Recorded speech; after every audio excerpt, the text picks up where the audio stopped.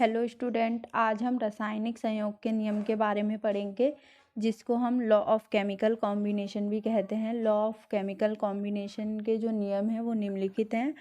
First नियम जो है वो है द्रव्यमान संरक्षण का नियम। द्रव्यमान संरक्षण का नियम फ्रांस के रसायन वैज्ञानिक ए लबूसिए ने 1789 में दिया।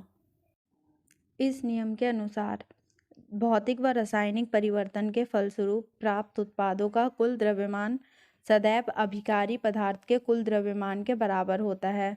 मतलब फिजिकल और केमिकल चेंजेस के बाद जो हमें प्रोडक्ट प्राप्त होगा उसका टोटल मास जो होगा वो बराबर किसके होगा? टोटल मास ऑफ रिएक्टेंट के। मतलब total mass of reactant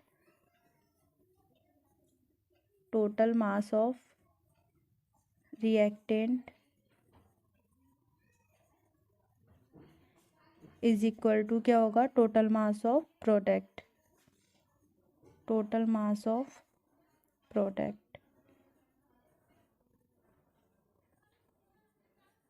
next हम इसको ऐसे भी डिफाइन कर सकते हैं। भौतिक या रासायनिक परिवर्तन के फलस्वरूप द्रव्य ना तो उत्पन्न होता है और ना ही नष्ट होता है, यद्यपि यह एक रूप से दूसरे रूप में बदला जा सकता है। मतलब फिजिकल और केमिकल चेंजेस के बाद हम मैटर को ना तो फॉर्मेशन कर सकते हैं और ना ही उसको डिस्ट्रॉय कर सकते हैं, बट इसे एक रूप से हम दूसरे रूप में क्या कर सकते हैं? चेंज कर सकते हैं। एग्जाम्पल है कैल्शियम कार्बोनेट। जब हम इसको हीट देते हैं तो कैल्शियम ऑक्साइड और कार्बन डाइऑक्साइड में ये टूटता है। कैल्शियम कार्बोनेट है जो हमारा रिएक्टेंट है, ठीक है। हमारा रिएक्टेंट कितना है? 100 ग्राम है, ठीक है। जब हम इसको हीट कराते हैं तो ये 50 प्रोडक्ट किस किस में टूट रहा है? ए प्लस बी में। ए कितना है? 56 ग्राम है। और बी कितना है? 44 ग्राम, ठीक है। और ये दोनों मिलकर आपस में कितने ग्राम बनाते हैं? 100 ग्राम, ठीक है। तो हमारा द्रव्यमान संरक्षण का नियम क्या कहता है? Total mass of reactant is equal to total mass of product, ठीक है। Total mass of reactant 100 gram है और टोटल मास ऑफ प्रोडक्ट भी कितना आया हमारा? 100 ग्राम। इट्स मीन यह द्रव्यमान संरक्षण के नियम का पालन कर रहा है। 4.2 ग्राम सोडियम हाइड्रोजन कार्बोनेट को 10.0 ग्राम एसिटिक एसिड विलयन में मिलाया गया है तो 2.2 ग्राम कार्बन डाइऑक्साइड वायुमंडल में चली गई और 12.0 ग्राम अवशेष प्राप्त हुआ। बताइए कि यह समीकरण द्रव्यमान संरक्षण का पालन करती है या नहीं। ठीक है, हमें क्या दे रखा है? सोडियम हाइड्रोजन कार्बोनेट कितना दे रखा है? 4.2 ग्राम, ठीक है। और एसिटिक एसिड कितना दे रखा है? 10.0 ग्राम। जब सोडियम हाइड्रोजन कार्बोनेट और एसिटिक एसिड रिएक्शन करते हैं तो हमें क्या प्राप्त होता है? सोडियम एसीटेट, ठीक है। सोडियम एसीटेट हमें कितना प्राप्त हुआ है? 12.0, ठीक। और बाकी का हमें क्या प्राप्त हो रहा है? कार्बन डाइऑक्साइड गैस प्राप्त हो रही है। कार्बन डाइऑक्साइड गैस कितनी हमें प्राप्त हो रही है? 2.2 ग्राम, ठीक है। अब हमें क्या बताना है? यह समीकरण द्रव्यमान संरक्षण का पालन करती है या नहीं। द्रव्यमान संरक्षण का नियम क्या था? टोटल मास ऑफ रिएक्टेंट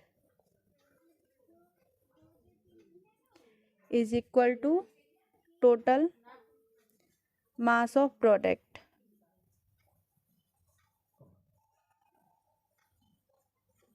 ठीक। टोटल मास ऑफ रिएक्टेंट कितना है? 4.2 plus 10.0 gram. Total mass of product कितना है? 12.0 प्लस 2.2 ग्राम, ठीक है। अब हम इन दोनों को प्लस करेंगे तो कितना आएगा? 14.2 इज इक्वल टू, और इन दोनों को प्लस करेंगे तो 14.2 ग्राम, ठीक है। द्रव्यमान संरक्षण का नियम क्या है? Total mass of reactant is equal to total mass of product. Total mass of reactant कितना आया? 14.2। टोटल मास ऑफ प्रोडक्ट कितना आया? 14.2। इट्स मीन यह द्रव्यमान संरक्षण के नियम का क्या कर रही है? ये इक्वेशन पालन कर रही है।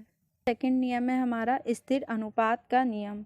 स्थिर अनुपात का नियम किसने दिया था? फ्रांस के जोसेफ प्राउस्ट ने दिया था, ठीक है। इस नियम के अनुसार क्या होता है? किसी शुद्ध यौगिक के नमूने में तत्वों का द्रव्यमान का अनुपात स्थिर रहता है, चाहे यौगिक किसी भी विधि या स्रोत से प्राप्त किया गया हो।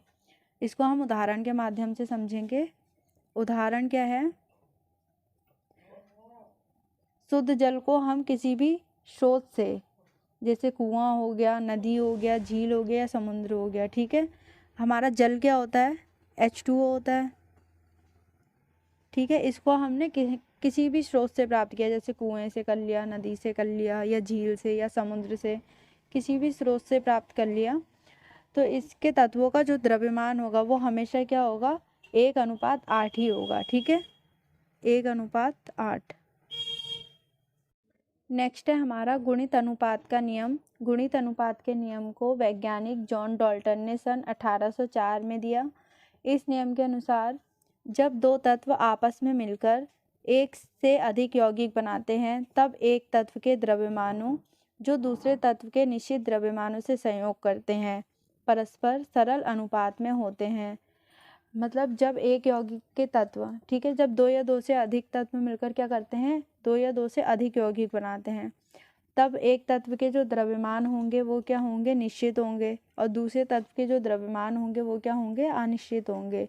तो जो अनिश्चित द्रव्यमान के तत्व होंगे, अगर निश्चित द्रव्यमान के तत्व से क्या कर रहे हैं? संयोग कर रहे हैं, तो अनिश्चित तत्व के जो द्रव्यमान होंगे उनके अनुपात क्या होंगे? सरल होंगे, ठीक है, वो परस्पर सरल अनुपात में क्या होंगे? जुड़े हुए होंगे। इस नियम को हम एक उदाहरण के माध्यम से समझेंगे। जब दो तत्व कार्बन और ऑक्सीजन आपस में संयोग करते हैं तो दो यौगिक कार्बन मोनोऑक्साइड और कार्बन डाइऑक्साइड गैस प्राप्त होती है हमें। जो हमारा कार्बन होता है ना, उसका द्रव्यमान क्या होता है? बराबर होता है दोनों यौगिकों में। बट जो ऑक्सीजन होता है उसका द्रव्यमान क्या होता है? अनिश्चित होता है दोनों यौगिकों में।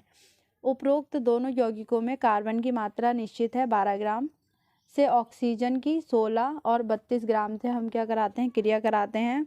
अतः ऑक्सीजन की विभिन्न द्रव्यमानों में 1:2 का एक सरल अनुपात हमें क्या होता है? प्राप्त होता है। इस नियम से रिलेटेड हम एक क्वेश्चन करेंगे। क्वेश्चन क्या है? कार्बन दो प्रकार के ऑक्साइड बनाता है जिसमें क्रमशः 42.8% व 27.27% कार्बन उपस्थित हैं। सिद्ध कीजिए कि ये प्रेक्षण गुणित अनुपात के नियम को सिद्ध करते हैं। सॉल्यूशन करेंगे। क्वेश्चन क्या था? कार्बन दो प्रकार के ऑक्साइड बनाता है, तो हम एक साइड लिखेंगे प्रथम ऑक्साइड, प्रथम ऑक्साइड, और लिखेंगे द्वितीय ऑक्साइड, द्वितीय ऑक्साइड, ठीक है। ऑक्साइड बना रहा है तो ऑक्सीजन के साथ अभिक्रिया हो रही होगी, ठीक है। इसमें हमें कार्बन कितना दे रखा था प्रथम ऑक्साइड में? 42.8%। सेकेंड ऑक्साइड में कितना सेकेंड ऑक्साइड में कार्बन कितना दे रखा था? 27.27%, ठीक है। अब हमें पता है कोई भी यौगिक जो होता है वो 100% होता है, तो इससे हम कार्बन की परसेंटेज निकाल सकते हैं।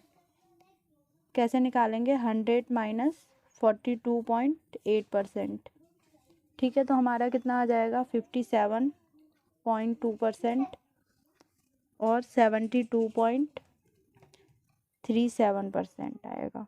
अब हमें क्या करना है? कार्बन की मात्राएं ज्ञात करनी है, ठीक है, कार्बन की मात्राएं।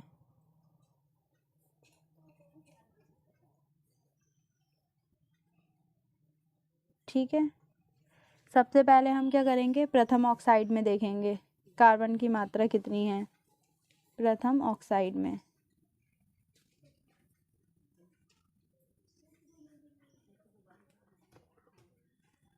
47.2% ऑक्सीजन से 42.8% कार्बन क्या कर रहा है? संयोग कर रहा है। तो हम क्या लिखेंगे? 57.2% ऑक्सीजन से 42.8% कार्बन संयोग करता है, संयोग करता है।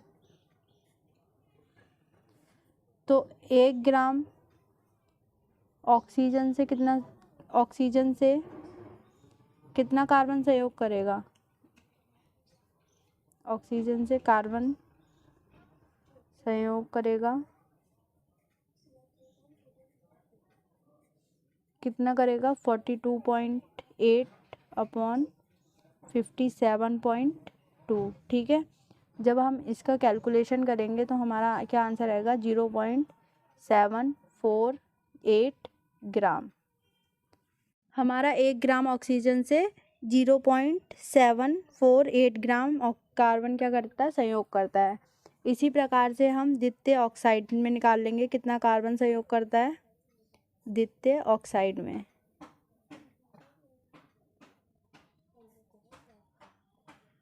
द्वितीय ऑक्साइड में क्या था 72.73% ऑक्सीजन से 27.27% कार्बन संयोग कर रहा था, कार्बन संयोग करता है। तो 1 ग्राम ऑक्सीजन से कार्बन संयोग करेगा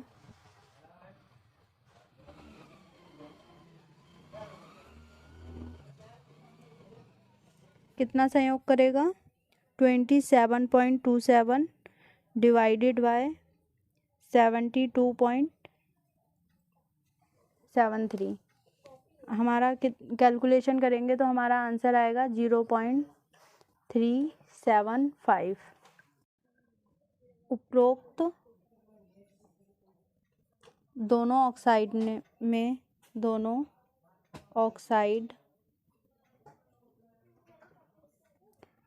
में कार्बन की विभिन्न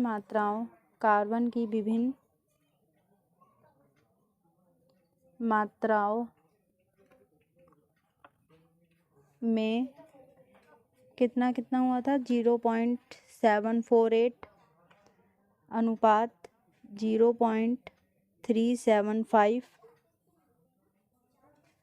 का एक सरल अनुपात